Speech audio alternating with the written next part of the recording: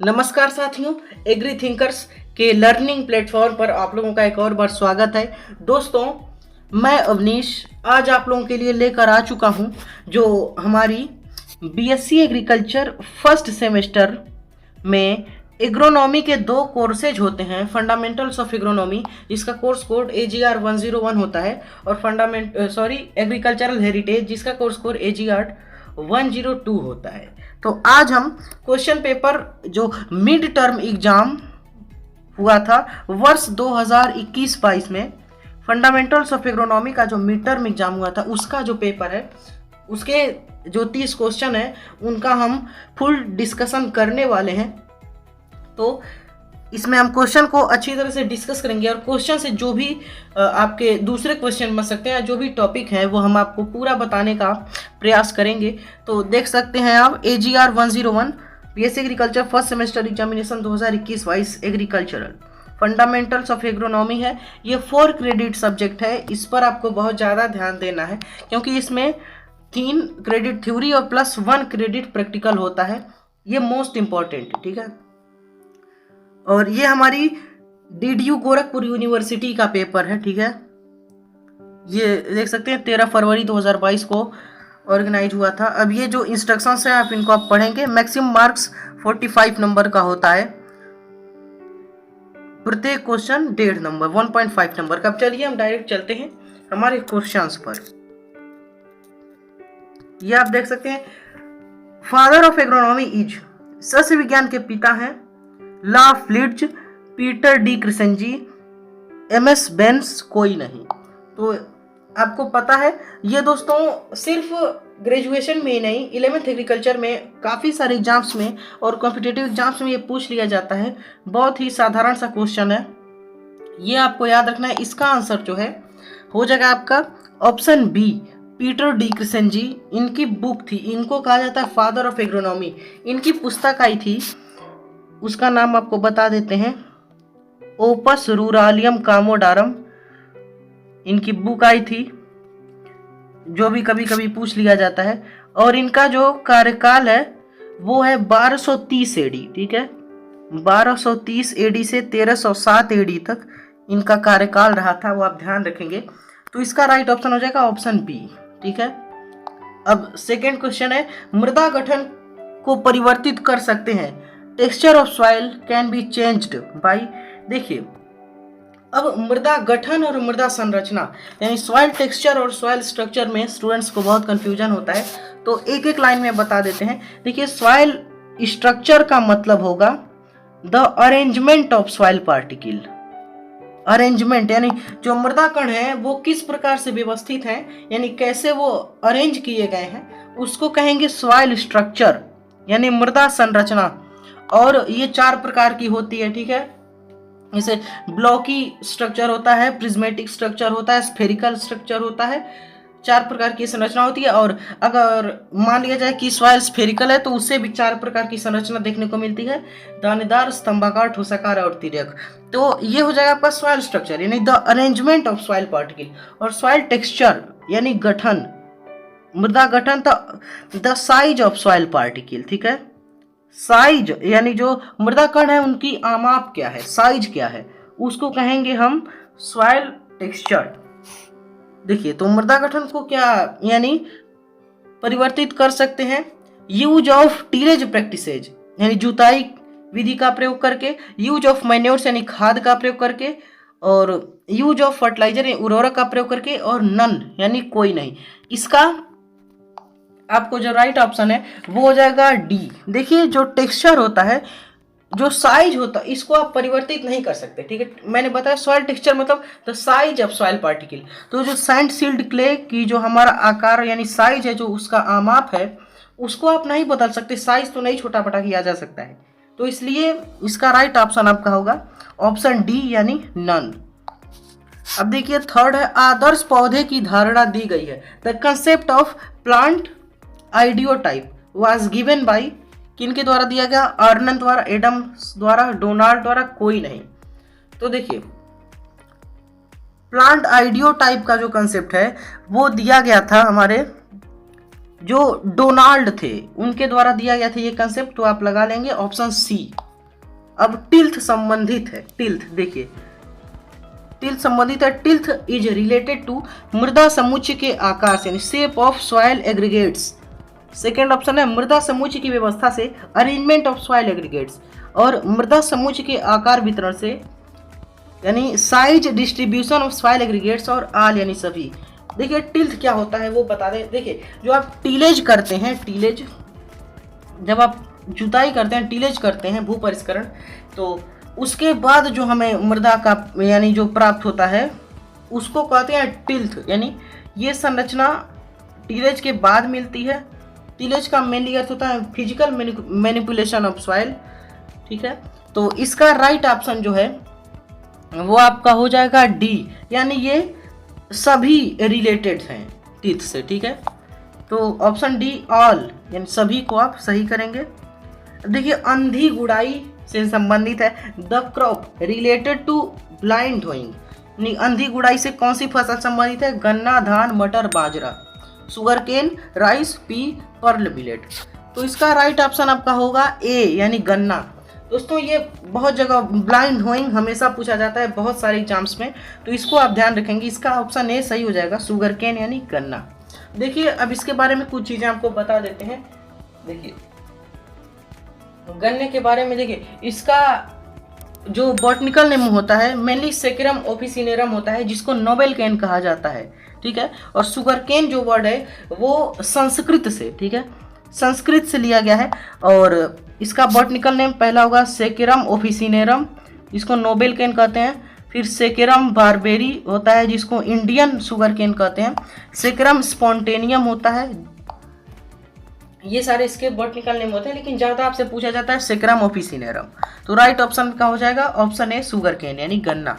देखिए यूरिया में नाइट्रोजन का प्रतिशत है, percentage of nitrogen in urea 46%, 30%, 20% और नन। तो इसका राइट ऑप्शन जो है आपका होगा ऑप्शन ए यानी 46%। यूरिया में 46.6% नाइट्रोजन 46.6% नाइट्रोजन पाया जाता है, ये आप ध्यान में रखेंगे। तो ऑप्शन ए इसका सही हो जाएगा 46%। अब देखिए एनहाइड्रस अमोनिया में नाइट्रोजन की मात्रा है, number of nitrogen content in anhydrous ammonia is 60%, 82%, 70%, कोई नहीं। देखिए जो एनहाइड्रस होता है इसमें नाइट्रोजन 82% पाया जाता है। इसका राइट ऑप्शन आपका होगा ऑप्शन बी यानी 82%। अब देखिए नीचे दिए गए में कौन जैव शाकनाशी नहीं है? Which of the following is not a biopesticide? Biopesticide कौन सा नहीं है?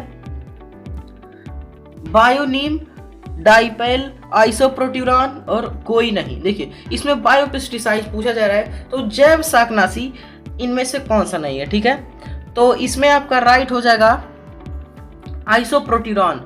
आइसोप्रोट्यूरान जो होता है वो बायोपेस्टिसाइड नहीं होता। देखिए आइसोप्रोट्यूरान इसका जो यूज है, ठीक है, अभी बताते हैं आपको। गेहूं में जो हमारा लगता है फेलेरिस माइनर नाम का जो वीड लगता है, उसके कंट्रोल के लिए इसका आइसोप्रोट्यूरान का यूज करते हैं, ठीक है। उसके बाद से धान में खैरा रोग किसकी कमी से होता है? देखिए खैरा डिजीज जो है ये लगभग सभी एग्जाम्स में पूछा जाता है एग्रीकल्चर के, ये मोस्ट इंपॉर्टेंट है। ये इंटरमीडिएट एग्रीकल्चर के बोर्ड्स में भी पूछा जाता है, ग्रेजुएशन में भी, तो इसको आप एकदम अच्छे से याद कर लेंगे। अब देखिए खैरा जो है, Khaira disease is in rice is due to the deficiency of, यानी किसकी कमी से होता है खैरा रोग? तो इसको आप मेनली खैरा को रोग नहीं कह सकते, इसको आप विकार कह सकते हैं। खैरा विकार, खैरा जो है ये फिजियोलॉजिकल डिसऑर्डर है, ठीक है, दैहिक विकार है, क्योंकि ये किसी पोषक तत्व की कमी से होता है। अब वो कौन सा पोषक तत्व है? वो आपका जिंक यानी जस्ते की कमी से आपका धान में खैरा रोग देखने को मिलता है। और रोग यानी खैरा फिजियोलॉजिकल डिसऑर्डर। और इसके नियंत्रण के लिए आप जो 1 हेक्टेयर की नर्सरी है हमारी धान की, उसमें 0.5% जिंक का फोलियर ऑक्सीलेशन कर देते हैं, या जिंक सल्फेट का भी प्रयोग किया जाता है इसके नियंत्रण के लिए। तो इसका राइट ऑप्शन आपका हो जाएगा जिंक यानी ऑप्शन डी राइट हो जाएगा। सल्फर है सूक्ष्म पोषक तत्व, माइक्रोन्यूट्रिएंट, बृहद पोषक तत्व, मैक्रोन्यूट्रिएंट, ट्रेस पोषक तत्व, ट्रेस न्यूट्रिएंट, नन, कोई नहीं। तो देखिए अब आपको बता देते हैं, यहाँ पर आपका जो सल्फर है वो हमारा आता है वृहद पोषक तत्व, ठीक है। वृहद पोषक तत्व यानी मैक्रो न्यूट्रिएंट, मैक्रो एलिमेंट या मैक्रो न्यूट्रिएंट में हमारा सल्फर आता है। देखिए मैक्रो और माइक्रो दोनों प्रकार के न्यूट्रिएंट्स आपको बता देते हैं। जैसे पोषक तत्व जो है पौधों के लिए दो प्रकार के होते हैं, एक होता है मैक्रो, एक होता है माइक्रो। मैक्रो माइक्रो, तो मैक्रो में हमारे प्राइम जो हमारे आधारी तत्व हैं वो आते हैं, यानी बेसिक एलिमेंट्स आते हैं CHO, कार्बन हाइड्रोजन ऑक्सीजन, इन्हीं से प्लांट का 95% पार्ट बना होता है। उसके बाद CHO है, उसके बाद से NPK, प्राथमिक पोषक तत्व, यानी प्राइमरी एलिमेंट्स आ जाएंगे NPK। उसके बाद से सेकेंडरी एलिमेंट्स या बेनिफिशियल एलिमेंट जिनको कहा जाता है CHO, नहीं कार्बन हाइड्रोजन ऑक्सीजन, ये सारी चीजें आ जाती हैं। और CaMgS, या जिसको ये मैक्रो में ही आता है, CaMgS यानी कैल्शियम, मैग्नीशियम और सल्फर, ये सेकेंडरी या बेनिफिशियल एलिमेंट में आते हैं। तो इस प्रकार से आपका सल्फर जो है वो मैक्रो न्यूट्रिएंट यानी वृहद पोषक तत्व होगा, या दीर्घ मात्रिक पोषक तत्व इसी को कहते हैं। अब क्वेश्चन नंबर 11 आप देख लीजिए। अभी हम वीडियो को थोड़ा जल्दी करेंगे क्योंकि टाइम जो है वीडियो ज़्यादा लंबी हो जा रही है। पौधे में नाइट्रोजन की कमी के लक्षण को बढ़ावा देता है। Nitrogen deficiency in plants leads to chlorosis, अत्यधिक वृद्धि को यानी एक्सक्लूसिव ग्रोथ, गाढ़े हरे रंग को यानी डार्क ग्रीन कलर नन यानी कोई नहीं। इसका राइट ऑप्शन आपका हो जाएगा ऑप्शन ए क्लोरोसिस। अब देखिए 12वां क्वेश्चन है, growing of water plants in water is called. जलीय पौधों को पानी में उगाना क्या कहलाता है? जियोपोनिक्स, एरोपोनिक्स, हाइड्रोपोनिक्स, नन यानी कोई नहीं। अब जियोपोनिक्स क्या होगा? तो मेनली आप सॉइल में जब प्लांट ग्रो करते हैं उसको कहेंगे जियोपोनिक्स। एरोपोनिक्स, एरोपोनिक्स आप ध्यान रखेंगे एयर, एयर से बना है एरो, यानी जो आप एयर में जो प्लांट्स वगैरह ग्रो किया जाता है कुछ टेक्निक्स के माध्यम से, उसको कहेंगे एरोपोनिक्स। हाइड्रोपोनिक्स, ये हाइड्रो तो ये जो है यानी जल में जो प्लांट ग्रो किए जाते हैं वाटर में, इनको कहते हैं हाइड्रोपोनिक्स। ऑप्शन सी आपका सही हो जाएगा हाइड्रोपोनिक्स। अब देखिए पौधे वृद्धि को व्यक्त करते हैं, प्लांट ग्रोथ में be expressed in terms of शुष्क वजन द्वारा, ड्राई वेट, लंबाई द्वारा लेंथ, पौध ऊंचाई द्वारा, प्लांट हाइट, सभी यानी ऑल। तो इसका आपका राइट ऑप्शन क्या होगा? इसमें ये पौधे जो है ये इन सभी को एक्सप्रेस करते हैं, जो भी ये टर्म्स है सभी को एक्सप्रेस करते हैं। तो ऑप्शन डी यानी सभी, dry weight, length, plant height, सभी यानी ऑप्शन डी आपका राइट हो जाएगा। ओके, अब देखिए potassium is absorbed by plants as, पौधे द्वारा पोटेशियम का अवशोषण होता है। Magnesium ion, calcium ion, potassium ion, zinc ion. तो इसका आपका राइट ऑप्शन हो जाएगा ऑप्शन सी K+ यानी पोटेशियम आयन। अब क्वेश्चन नंबर 15 जो है, आवश्यक पोषक तत्व का सिद्धांत दिया गया। The essential plant nutrient concept was given by Arnon. तो ये किसके द्वारा गिवन भी किसके द्वारा दिया गया? आर्नन, निकोलस, ला फ्लिट्ज, कोई नहीं। इसका राइट ऑप्शन आपका क्वेश्चन के हिसाब से होगा ऑप्शन ए यानी आर्नन। ये कॉन्सेप्ट जो है दो साइंटिस्ट आर्नन और स्टाउट, इन दोनों ने दिया था the essential plant nutrient concept. तो ऑप्शन ए आर्नन सही हो जाएगा। अब देखिए 16वां क्वेश्चन है, एक पौधे द्वारा स्रावित हानिकारक रसायन का हानिकारक प्रभाव दूसरे पौधे पर पाया जाना कहलाता है। The harmful effect of one plant on other plants through release of chemical is known as, क्या कहते हैं? केमिकल इफेक्ट यानी रासायनिक प्रभाव, एलिलोपैथी, प्लांट कंपटीशन यानी पौध प्रतियोगिता, नन यानी कोई नहीं। इसका राइट ऑप्शन आपका हो जाएगा ऑप्शन बी, एलिलोपैथी कहा जाता है उसे। तो ऑप्शन बी इज राइट। देखिए अब निम्नलिखित खरपतवारनाशी में से किसे चौड़ी पत्ती के खरपतवार के नियंत्रण के लिए प्रयोग किया जाता है? तो इसका पेंडिमिथिलिन, ब्यूटाक्लोर, आइसोप्रोटिरान 2,4-D। ब्यूटाक्लोर जो है ये आपका धान में यूज करते हैं, आइसोप्रोटिरान गेहूं के फेलिस माइनर के लिए। राइट ऑप्शन आपका हो जाएगा option D 2,4-D, two four dichlorophenoxy acetic acid. Drip सिंचाई विधि विकसित की गई है, भारत, यूएसए, इजराइल, नन कोई नहीं। इसका राइट ऑप्शन हो जाएगा इजराइल। इजराइल के साइंटिस्ट जो थे सिमका ब्लास, उन्होंने ड्रिप इरिगेशन को डेवलप किया था। ठीक है, तो ऑप्शन सी राइट हो जाएगा, इजराइल। उसके बाद से देखिए पार्सल फ्लूम का प्रयोग मापने के लिए किया जाता है। Parcel flume is used for measurement of जल गुणवत्ता यानी वाटर क्वालिटी, जल आवश्यकता यानी वाटर रिक्वायरमेंट, जल बहाव यानी वाटर फ्लो, नन यानी कोई नहीं। इसमें आपका राइट ऑप्शन सी यानी वाटर फ्लो जो है, वाटर फ्लो को आप मेजर करने के लिए पार्सल फ्लूम का यूज करते हैं। अब देखिए हॉर्स होइंग हस्बेंड्री किनसे लिखी गई है, किसने लिखी है, तो who wrote horse hoeing husbandry, तो जेंथ्रोटुल, आर्नोन, विलकॉक्स, कोई नहीं। इसका राइट ऑप्शन होगा आपका जेंथ्रोटुल। जेंथ्रोटुल जो है इनकी बुक थी हॉर्स होइंग हस्बेंड्री। ठीक है, और इनको फादर ऑफ टीलेज अधिकतर पूछा जाता है, वो भी जेंथ्रोटुल को ही कहा जाता है। फादर ऑफ जीरो टीलेज यानी शून्य जुताई के पिता कहा जाता है जेबी ट्रिपलेट को, तो वो भी आप ध्यान रखेंगे। तो इस क्वेश्चन का राइट ऑप्शन आपका है जेंथ्रोटुल, ऑप्शन ए सही हो जाएगा। अब उसके बाद से देखिए मृदा सतह के ऊपर मल्च का प्रयोग कम करता है। Mulch provide over the soil surface reduced, पौधे से वाष्पोत्सर्जन यानी ट्रांसपिरेशन फ्रॉम प्लांट्स, पौधे का श्वसन यानी रिस्पायरेशन ऑफ प्लांट्स, पौधे में प्रकाश संश्लेषण यानी फोटोसिंथेसिस इन प्लांट्स, मृदा सतह से वाष्पीकरण यानी इवेपोरेशन फ्रॉम सॉइल सरफेस। देखिए मल्चिंग क्या होता है, मल्च यानी जो हम सॉइल के ऊपर कोई भी लेयर बिछा देते हैं पुआल वगैरह की, उसी को कहते हैं mulch.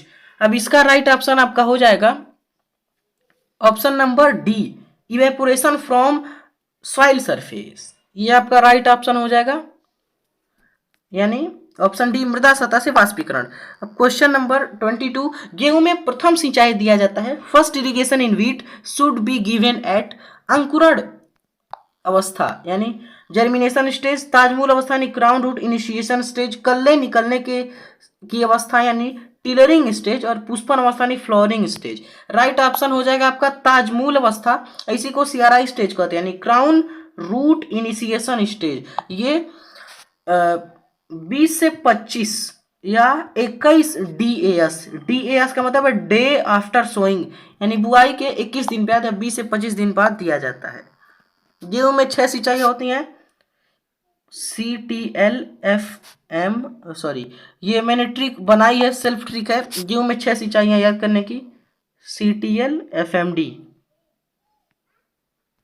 Crown root initiation, tillering stage, late jointing stage, flowering stage, milking stage, dough stage. ठीक है, अब उसके बाद से देखिए क्वेश्चन नंबर 23 जो है अंकुरण पूर्व शाकनाशी जहरीले होते हैं। Pre emergence herbicides are toxic to अंकुरित बीज के लिए यानी जर्मिनेटिंग सीड, और सीडलिंग के लिए यानी सीडलिंग यानी नवोद्भिद होता है। पूर्ण विकसित पौधे के लिए नहीं, फुली ग्रोन प्लांट्स कोई नहीं यानी नन। इसका राइट ऑप्शन हो जाएगा आपका ऑप्शन सी यानी पूर्ण विकसित पौधे, फुली ग्रोन प्लांट के लिए ये जहरीले होते हैं प्री इमर्जेंस हर्बिसाइड्स। ठीक है, तो ऑप्शन नंबर सी सही हो जाएगा, फुली ग्रोन प्लांट्स यानी पूर्ण विकसित पौधे के लिए। अब देखिए क्वेश्चन नंबर 24 हम देख लेते हैं। फसल के बीज का ब्रीडर के द्वारा थोड़ी मात्रा में पैदा करने को कहते हैं, यानी the seed of a crop produced by the breeder which is too small in quantity is said to be registered बीज यानी रजिस्टर्ड सीड, प्रमाणित बीज, न्यूक्लियस बीज, आधारीय बीज।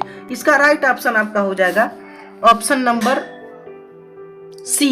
ठीक है, ऑप्शन नंबर सी यानी जो न्यूक्लियस सीड जिसको हम केंद्रक बीज कहते हैं, न्यूक्लियस सीड यानी केंद्रक बीज, ये इसका राइट ऑप्शन हो जाएगा। इसी को बहुत थोड़ी मात्रा में प्लांट ब्रीडर्स जो हैं वो बनाते हैं। ठीक है, और इसकी जेनेटिकल प्योरिटी और फिजिकल प्योरिटी दोनों 100% होती हैं। ठीक है, देखिए क्वेश्चन नंबर 25, खेत में फैलरिस माइनर सबसे अधिक पाया जाता है, यानी Phalaris minor is the most commonly found weed in the field. किस फसल में? गेहूं यानी व्हीट में, धान यानी पैडी या राइस में, मक्का यानी कॉर्न में, ओट्स में। तो इसका राइट ऑप्शन जो है मैंने आपको ऊपर बताया था, फैलरिस माइनर एक प्रकार का वीड है जो गेहूं में यानी व्हीट में लगता है। इसका कंट्रोल जो है आइसोप्रोट्यूरान से किया जाता है। इसे गेहूं का मामा भी कहते हैं और जई भी कहते हैं, नकलची खरपतवार भी कहते हैं, गुल्ली डंडा भी कहते हैं और इसका टेस्ट वेट 2 ग्राम होता है। तो इसका राइट ऑप्शन हो जाएगा आपका ऑप्शन ए यानी व्हीट। अब देखिए लीचिंग के द्वारा आसानी से समाप्त होने वाला पोषक तत्व है the nutrient easily lost by leaching is phosphorus, nitrogen, zinc, potassium. तो इसमें आपका राइट ऑप्शन हो जाएगा ऑप्शन नंबर बी यानी नाइट्रोजन जो है इसका लीचिंग के द्वारा ये इजिली लॉस्ट हो जाता है। Option number B nitrogen right हो जाएगा। देखिए खरपतवार नियंत्रण में समाहित है। वीड कंट्रोल इंक्लूड्स कृषि विधियां यानी कल्चरल मेथड, जैविक विधि यानी बायोलॉजिकल मेथड, रासायनिक विधि यानी केमिकल मेथड, सभी यानी ऑल। ये ऑप्शन नंबर डी यानी जो खरपतवार नियंत्रण है तीनों विधियों से, केमिकल, बायोलॉजिकल, कल्चरल, तीनों से किया जाता है। तो ऑप्शन नंबर डी ऑल। देखिए अंतःश्रवण को मापते हैं। Infiltration is measured by permeameter, atmometer, infiltrometer, all. तो राइट ऑफ देखिए इनफिल्ट्रेशन याद रखेंगे आप वर्ड इनफिल्ट्रेशन तो इनफिल्ट्रोमीटर। राइट ऑप्शन हो जाएगा ऑप्शन सी इनफिल्ट्रोमीटर से इनफिल्ट्रेशन को मेजर करते हैं। देखिए सेकेंड लास्ट क्वेश्चन आपका है विश्व में पहला शाकनाशी विकसित किया गया। First herbicide produced in the world is सिमाजीन या सिमाजीन 2,4-D ब्यूटाक्लोर कोई नहीं। ब्यूटाक्लोर जो है धान में यूज होता है। 2,4-D यही चौड़ी पत्ती खरपतवारों के लिए। ऑप्शन बी जो है 2,4-D ये आपका राइट ऑप्शन हो जाएगा। यही पहला आपका हर्बिसाइड है जो डेवलप किया गया था। ये 1944 में 1944 में अमेरिका इन यूएसए में विकसित किया गया। इंडिया में इसकी पहली टेस्टिंग की गई थी 1946 में। 1946 में भारत में पहली टेस्टिंग हुई। 1944 में अमेरिका में ये पहला हर्बिसाइड है जो डेवलप किया गया था। अब लास्ट क्वेश्चन देख लें आप। ढैंचा का वैज्ञानिक नाम है, botanical name of dhaincha is Crotalaria juncea, Gliricidia, sepium, Sesbania, aculeata और नन यानी कोई नहीं। देखिए ढैंचा जो है ग्रीन क्रॉप में नहीं हरी खाद जो है उसके लिए इस फसल का यूज किया जाता है, सनई ढैंचा वगैरह का। राइट ऑप्शन हो जाएगा आपका ऑप्शन नंबर सी। ठीक है यानी सेसबेनिया एक्यूलियाटा जो है ये ढैंचा का बॉटनिकल नेम होता है। अब ये पूरा पेपर आपका खत्म होता है दोस्तों। अब इसमें धान गेहूं से वगैरह से क्वेश्चन आए थे। तो गेहूं जो धान की खेती है, गेहूं की खेती यानी पैडी कल्टीवेशन और व्हीट कल्टीवेशन हमारे चैनल पर ऑलरेडी आ चुकी है। प्लेलिस्ट में आपको सब्जेक्ट वाइज काफ़ी सारी प्लेलिस्ट मिल जाएंगी हमारे वीडियोस की। डिस्क्रिप्शन में भी वीडियोस हैं। अगर इसका आपको पीडीएफ चाहिए तो आप हमारे व्हाट्सएप ग्रुप एग्री थिंकर्स को ज्वाइन कर सकते हैं। डिस्क्रिप्शन बॉक्स में आपको लिंक मिल जाएगी व्हाट्सएप ग्रुप की, वहां से आप ज्वाइन करें। ठीक है तो अब हम दूसरे वीडियो में आपसे मिलते हैं किसी और क्वेश्चन पेपर के सॉल्यूशन के साथ। और इंटरमीडिएट के क्वेश्चन पेपर भी हम सॉल्व कराते रहे हैं। काफ़ी सारे क्वेश्चन पेपर हमने सॉल्व कराए भी हैं तो आप देखेंगे। ठीक है तो मिल लेते हैं अगले वीडियो में। Thanks for watching, have a nice day.